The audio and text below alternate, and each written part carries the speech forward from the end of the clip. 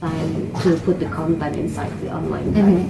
So is there any like conflicts between the offline and offline? I think because the website grew independently of the magazine, that was, interesting because I think it took a while for the two to kind of understand one another and work together, because they are kind of essentially two different beasts. Like the content you make for online at that point anyway was different to the content that you made for a magazine, whereas now they are becoming one and the same. Like if you think about how you digest your content, you're very happy to just read a really long article and just scroll and scroll and scroll.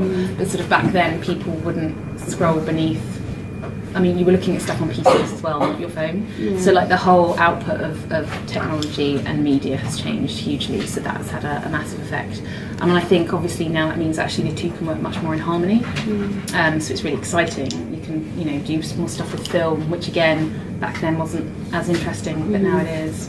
I think it's one of those things where people took a long time to sort of understand the internet, because obviously you use it to get your groceries, book your holidays, but people would still be a bit like, and obviously one of the first issues was that we would put up all the images from the shows like straight away.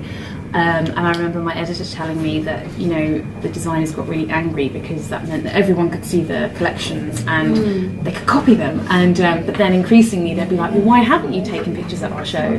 So it became, it went from something that was, I think, quite a struggle in the beginning to something that then was, really celebrated. And obviously now you look at the digital landscape and it's just, constantly evolving.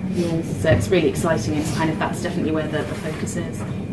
So you said that before it wasn't too popular, like digital media, right? So how do you think about now? It's like people get more interested on digital, or I think just that's the way. Like as I say, people were looking at stuff on PCs. They were at a computer at a desk, whereas with the advent of sort of your iPads and tablets and smartphones, now you can see everything wherever you are.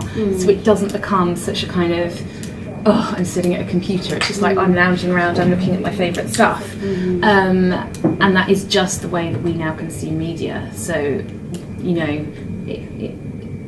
from where you'd be lounging around with that magazine, now you're lounging around with your phone. So it's just the way stuff has kind of quite rapidly changed. So when you just started the digital, became the digital editor,